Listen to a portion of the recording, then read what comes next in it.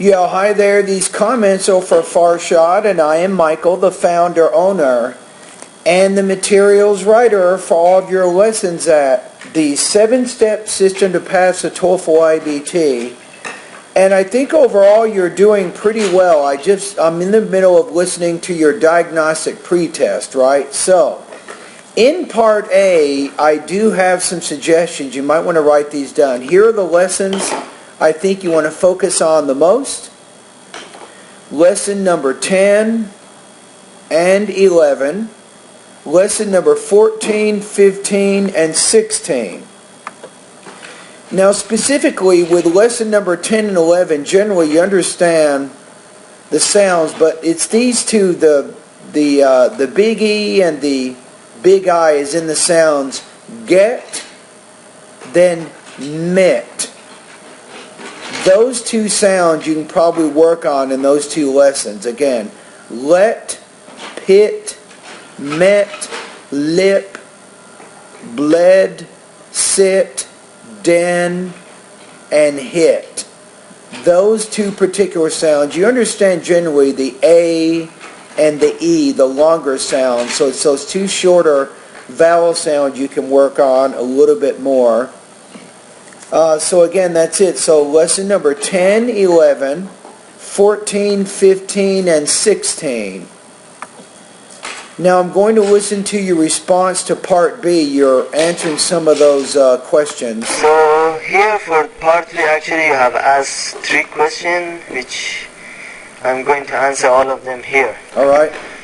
First question is, what is your educational background and your work history? Okay. So here first let me introduce myself. Actually my name is Farshad. I came from Iran and I'm currently living in Malaysia to complete my bachelor degree here. Okay. Since the undergraduate classes in Malaysia are held in English, I started to learn this language around 5 years ago for the duration of 6 to 8 months. I was completely zero, but then after 6 to 8 months preparation, I took an IELTS exam.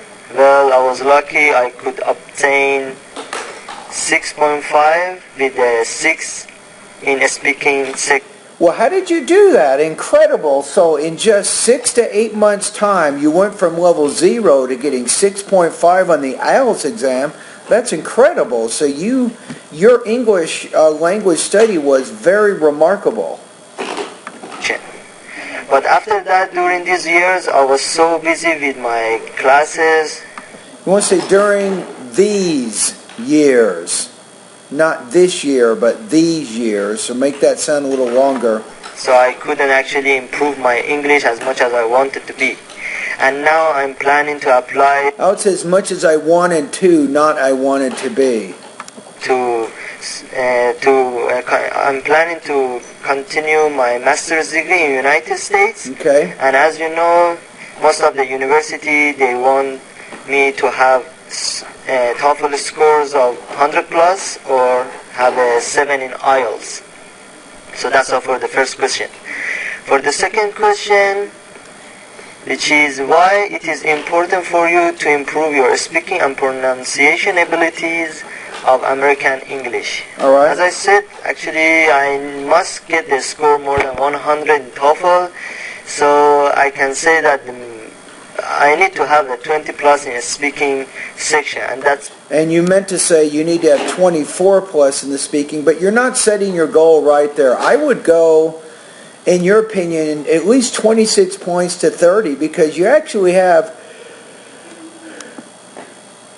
I think, proficient speaking abilities, and you're speaking fairly clearly, so I think it's entirely reasonable for you to try to get a goal of at least 26 points on the speaking. The reason I'm practicing speaking and pronunciation right now. Third question is, what do you hope to achieve in... Let me go back to what you said, that TH sound. I want to make sure you're pronouncing that clearly. So that's all for the first question. For the second question, which is why it is important for you speaking and pronunciation right now.